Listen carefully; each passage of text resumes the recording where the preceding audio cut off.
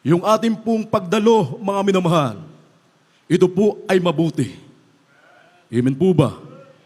Lahat po magsabi ng praise the Lord. Akala namin, mga kapatid, kunti lang ang dadalo dahil sa ulan. Marami din. Amen? Totoo ang Diyos. Pinagpala. Subalit, hindi maialis, mga minamahal, mayroong bakante. Anong dahilan? Siguro ay may naramdaman. Siguro ay nadoon sa ibang outreach. Nandoon sa main church, mga minamahal, dumalo. Subalit, kung ikaw, mga kapatid, ay nagpapabaya, alam mong banal na gawain ng mahal na Panginoon, hindi ka dadalo sa pagkakatipo ng mga banal. Ang sabi ng Biblia, ito ay kasalanan kapag sinadya mo ang hindi pagdalo sa banal na gawain ng mahal na Panginoon. Ang sabi ng ating mahal at ginagalang na ebanghelista, minamahal na pastor, kung nais natin ng langit, kung nais nating makatiyak, mga minamahal, na makamtan natin ang pangako ng Diyos, huwag tayong magliban sa pagdalo sa banal na gawain ng ating mahal na Panginoon. Napakahalaga ng ating pong pagkatipon, mga minamahal. Ito ang paglilingkod natin sa ating dakilang Diyos. Ito po ang pagtatrabaho natin ng ating mga kanya-kanyang kaligtasan sa harapan, sa paningin ng ating mahal na Panginoon. Amen? Amen. Sapagkat kung ating sinasadya, wala nang haing natitira sabi ng Biblia, mga minamahal, patungkol sa mga kasalanan. Kapag hindi naman mabigat ang dahilan, bakit hindi ka dadalo sa banal na gawain ng mahal na Panginoon? Sapagkat sa pagdalo mo sa banal na gawain ng ating dakilang Diyos, dito ka lilinisin ng ating mahal na Panginoon. Sa pagdalo mo sa banal na gawain ng Diyos, maramdaman mo ang Santong Espiritu ng mahal na Panginoon. Kapag itinaas mo ang iyong kamay, kapag ikaw ay umawit sa ating dakilang Diyos, maramdaman mo ang Santong Espiritu ng ating mahal na Panginoon, na yan ang maglilinis sa ating mga kasalanan, mga minamahal. Amen? Amen. Napakahalaga ng ating pagdalo sa banal na gawain ng ating dakilang Diyos. Kapag nasa bahay tayo ng mahal na Panginoon, anong ating gagawin, mga minamahal? Alerto tayo. Amen po ba? Lalo na sa mga ginagamit sa banal na gawain ng mahal na Panginoon. Pagsabing formation, mga minamahal, sa mga beloved choir, kinakailangang alerto tayo. Amen? Ano bang mabigat? Mabigat ba yung katawan natin? Hindi naman po. Talo pa tayo ng mga beloved adults choir. Amen? Pag sinabing formation, nauna pa sila. Palakpakan natin ang ating mahal na Panginoon. Wala pa naman tayong mga rayuma, mga minamahal, mga kabataan. Amen? Yan ang ating pagsasagawa ng tama sa paningin ng ating mahal na Panginoon. Kapag ginawa mo yan, ikaw ay pagpapalain ng ating dakilang Diyos. Makikita mo ang iyong sarili na hanggang sa pagbabalik ng mahal na Panginoon, makikita mo ang iyong sarili na ikaw ay patuloy na gagamitin ng mahal na Panginoon. Amen? Tingnan natin yung iba, mga minamahal. Hindi natin nila lahat. May ilan. Bakit nawala sa pagpapagamit? Ang ilan may mabigat na dahilan. Ang ilan naman, mga minamahal, ay totoong nagpabaya. Amen po ba? Amen? Subalit sa atin na ginagamit sa banal na gawain ng mahal na Panginoon, ito po ay ating panghawakang mainam. Mga minamahal, na huwag mawala sa atin yung ating mga tungkuling inatang ng ating dakilang Diyos sa ating mga balikat, sapagkat sa pagharap natin sa mahal na Panginoon, dito titingnan ng Diyos kung anong ating ginawa, mga minamahal, kung tayo ba ay nagpahalaga, mga kapatid, sa ating mga tungkulin sa banal na gawain ng mahal na Panginoon. Amen? Hindi titingnan ng mahal na Panginoon kung ano ang narating mo. Hindi sasabihin ng Diyos kung ano ang natapos mo, kung ano ang buhay mo dito sa lupa.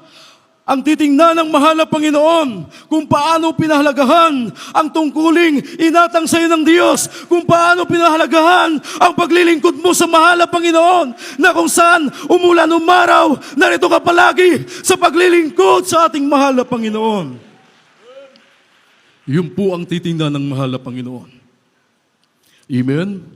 Amen. Kaya sa paglilingkod sa mahal na Panginoon, ang sabi ng Biblia, muli sa isang taong matuwid, lumihis sa kanyang katwiran at gumawa ng kasamaan, at ako'y maglagay ng katitisuran sa harap niya. Ito yung kapahamakan ilalagay ng Diyos sa kanyang harapan, mga minamahal. Sino yung matuwid? Ito yung Kristiyanong nagpabaya, lumayo, ayaw na maglingkod sa mahal na Panginoon. Ito yung tumigil sa paglilingkod sa ating dakilang Diyos. Mga minamahal, hindi na gumaganap ng katwiran ng mahal na Panginoon. Siya ay mamamatay, ang sabi ng Biblia. At kung hindi natin siya pagsasabihan, kung hindi natin siya paalalahanan, siya ay mapapahamak, mga minamahal. Amen? Amen. Subalit kung hindi natin siya papaalalahanan, ang kanyang dugo, mga kapatid, ay sisingilin sa atin ng ating mahal na Panginoon. Amen? Amen. Kaya kinakailangan atin siyang sawayin, atin siyang paalalahanan upang hindi siya mapahamak, sapagkat kung hindi natin siya paalalahanan, ang kanyang dugo, mga minamahal, ay sisingilin sa atin, sisiyasatin sa atin ng ating mahal na Panginoon. Amen? Amen. Subalit kung siya ay sinabihan natin at hindi nakinig, siya ay mapapahamak, mga minamahal. Amen po ba? Siya ay mapapahamak, at ang ating mga kaluluwa ay ating ililigtas sa harapan, sa paningin ng ating mahal na Panginoon. Ating palakpakan ng ating mahal na Panginoon. Di bali nang masaktan kung sabihan natin, wag lang siyang mapahamak. Sabi ng Biblia, Kawikaan, Kapitulo 27:5, maigi ang saway na hayag kaysa nakubling pag-ibig niya. Amen? Pag sinasabi mong iniibig mo ang iyong kapatid at hinahayaan mo siyang masama ang kanyang ginagawa, hindi mo siya totoong iniibig. Amen? Kaya hindi pwedeng manahimik tayo, mga minamahal. Lalong-lalo sa mga ngaral, ito'y palagi nating pinapaalala, ipinapangaral sa atin, mga minamahal, ng ating mga minamahal na mga ngaral, sapagkat ito'y utos ng Diyos na tayo ay sawayin kung tayo ay nagkulang, nagkakamali, mga minamahal, upang hindi tayo mapahamak, upang pagdating ng ating dakilang Diyos, sama-sama tayong magmamana ng pangako ng ating mahal na Panginoon. Palakpakan natin ng malakas na palakpak ang ating dakilang Diyos. Everybody say, praise the Lord. Kaya yung ating pagdalo, pagbibigay ng ating mga ikasampung bahagi at mga handog, mga minamahal, patuloy natin yung gagawin. Amen? Kung ano ang mga pangailangan ng banal na iglesia ng Diyos, kung ano yung ating nasimulan, huwag tayong mapapagod, mga minamahal. Mapag-imin po ba tayo? Tandaan natin, yung ating ginagawang ito, hindi natin ginagawa para sa tao. Ginagawa natin ito, mga minamahal, para sa ating dakilang Diyos na buhay. Amen? Mapalakpakan ba natin ang mahal na Panginoon? Ginagawa natin ito, mga minamahal, para sa Diyos. Amen po ba? Amen? Kung ano ang mga kailangan sa banal na gawain ng Diyos, mga minamahal, huwag tayong mag-atubili kung ano ang ating mga kaya na gagawin. Amen? Tandaan natin, mga minamahal, tayo ay lubos ng pinagpala ng ating mahal na Panginoon. Di natin mapalakpakan ang ating dakilang Diyos. Kapag umulan, mga minamahal, ano ang ating maalala? Doon sa dako na pinag-iwanan natin, naabutan pa ng iyong lingkod yun. Buwabaha. Amen? Amen. Ngayon narito na tayo. Malaya tayong nakapagpupuri sa ating dakilang Diyos. Malaya nating naisisigaw ang pangalan ng mahal na Panginoon.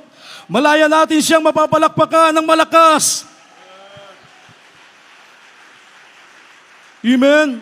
Kung overnight, mga minamahal, pwede tayong magpigil alang-alang sa ating mga kapitbahay.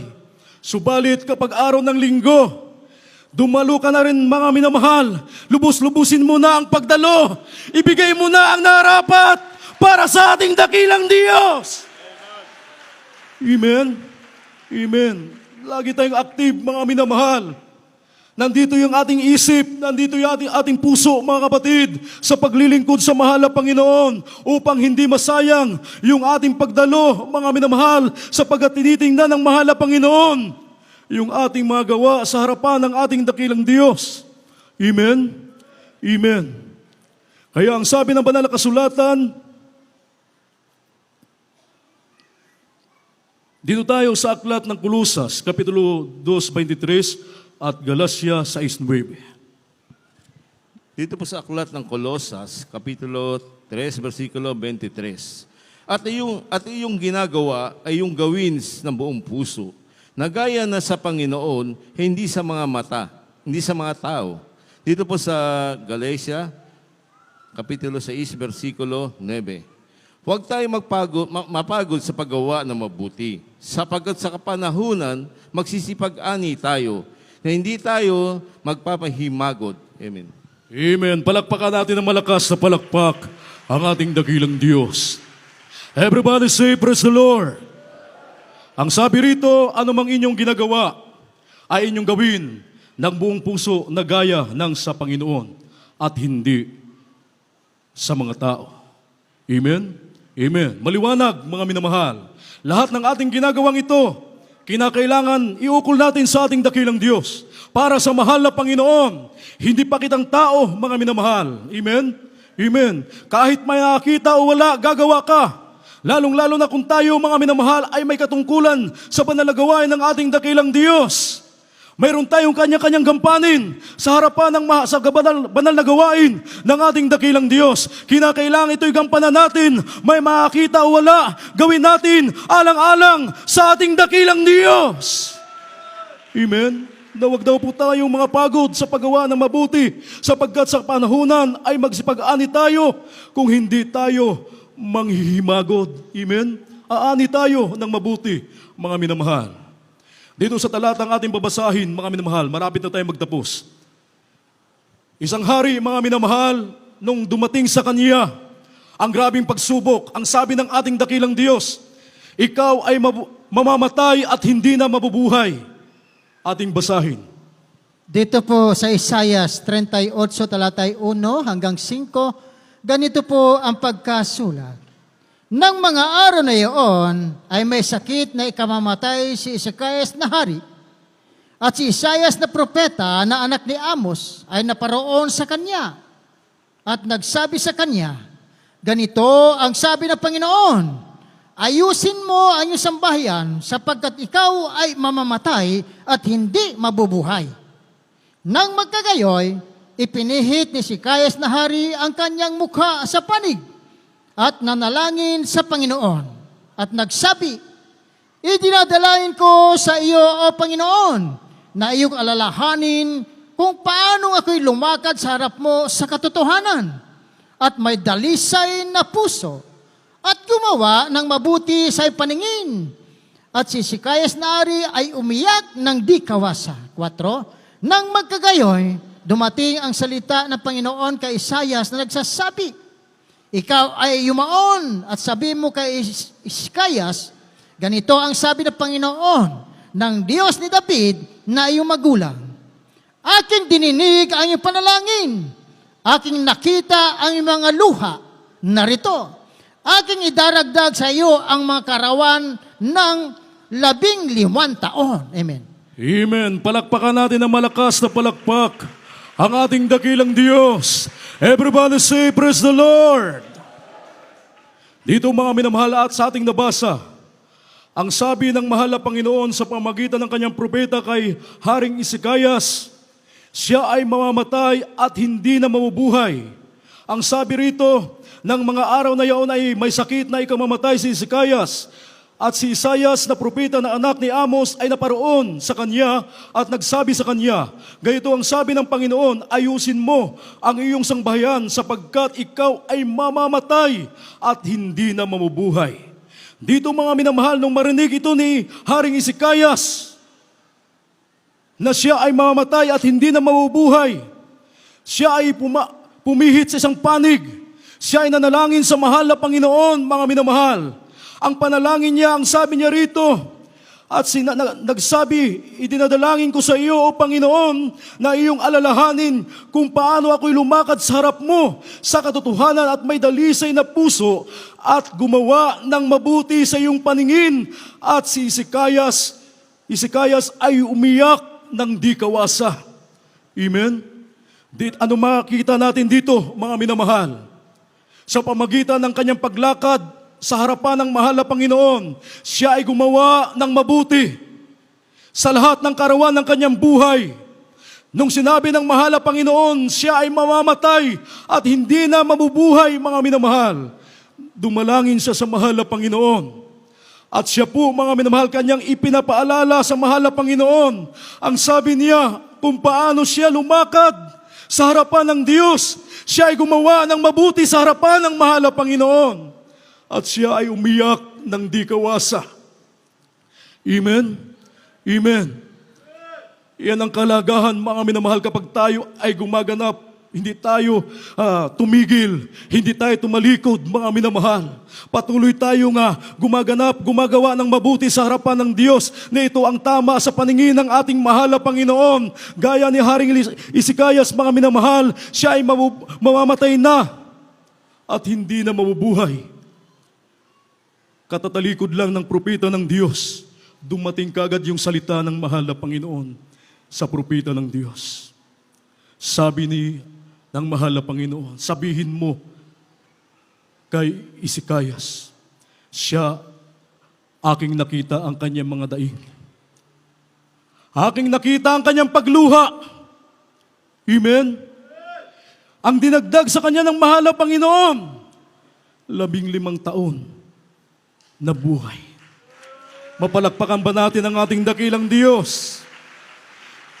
Kaya kung tayo ay gaganap ng kalooban ng Diyos, patuloy tayong gagawa ng mabuti sa harapan ng mahal na Panginoon. Hindi tayo manghimagod, hindi tayo magsasawa, hindi tayo titigil, mga minamahal. Sa araw nang tayo ay nasa kagipitan, kapag tayo ay dumalangin sa Diyos, nariyan ang katugunan ng ating mahal na Panginoon. Didinggin tayo ng ating dakilang Diyos. Amen? Iyon ang ating makamtan na kasagutan ng ating mahal na Panginoon. Amen? Dito, maraming naglingkod sa Diyos na hindi lang 15 taon ang idinugtong ng mahal na Panginoon sa kanilang buhay. Ang ilan ay may taning na, 3 buwan na lamang, 6 na buwan na lamang, mga minamahal. Subalit nung sila ay maglingkod sa Diyos, sila ay nagumawa ng mabuti sa harapan ng mahal na Panginoon. Hindi lang 15 taon ang idinagdag sa kanila. Hanggang sa mga oras na ito, sila ay ating kasama sa paglilingkod sa ating dakilang Diyos. Amen, ating beloved brother Junit. Kung hindi ako nagkakamali, 3 buwan na lang ang tinaning sa kaniya. Subalit, totoo ang Diyos. Totoo ang Diyos dito, mga minamahal. Siya ay makapangyarihan. Siya ay buhay. Totoo siya na ating pinaglilingkuran. Nakikita ng Diyos ang lahat ng ating mga ginagawa. Kung ito ay mabuti sa harapan ng mahal na Panginoon, hindi ito masasayang sapagkat ito ay may gantimpala, mga minamahal. Amen. Kaya huwag tayong manghimagod. Gagawa tayo sa harapan ng Diyos na naayon sa banal na kalooban ng mahal na Panginoon. Sapagkat sa huling talata, ang sabi ng Biblia, hindi liko ang mahal na Panginoon upang limutin niya ang ating mga mabubuting gawa. Hindi liko ang Diyos, mga minamahal, ating basahin. Dito po sa aklat ng Hebreo, Kapitulo 6, ang talatay 10. Ito pong nakasulat. Sapagkat ang Diyos ay hindi liko upang limutin ang inyong gawa at ang pag-ibig na inyong ipinakita sa kanyang pangalan, sa inyong paglilingkod sa mga banal at hanggang ngayon nagsisipaglingkod kayo. Amen. Amen. Palakpakan natin ng malakas na palakpak ang ating mahal na Panginoon. Yung malakas at buhay na palakpak Sumigaw tayo ng praise the Lord! Manglalamig pa ba tayo? Hihinto pa ba tayo, mga minamahal? Gayong may pangako ang ating dakilang Diyos. Kung uunawain natin ito, hindi na tayo mag-iisip na tayo ay lalayo. Tayo ay titigil, mga minamahal. Nakita na natin ang mga gawa ng Diyos sa ating buhay, mga minamahal. Ang kabutihan ng Diyos, ginawa niya sa ating buhay. Nagsigaling ang ating mga karamdaman. Nagbago ang ating buhay. Naranasan natin ito habang tayo ay naglilingkod sa tunay na gawain ng ating mahal na Panginoon. Na dito totoo ang lingkod ng mahal na Panginoon. Dito totoo ang ating mga magulang sa mahal na Panginoon na nalangin araw at gabi. Kaya tayo ay pinagpapalag lubusan ng ating dakilang Diyos. Palakpakan natin ng malakas ang ating mahal na Panginoon. Tayo umawit sa mahal na Panginoon. Mga binabahal, hindi masasayang ang ating ginagawang ito. Nagpagal tayo ng mahabang taon. Naglilingkod tayo sa ating buhay na Diyos. Bumilang ang taon ng ating paglilingkod sa mahal na Panginoon. Kung nakikita natin ang ilan, sila ay nanghina na. Kung nakikita natin ang ilan, na sila ay napagod na. Tayong nandirito, huwag tayong mapagod. Patuloy tayo sa paglilingkod sa mahal ng Panginoon. Hallelujah, hallelujah. Umawit tayo sa ating mahal na Panginoon.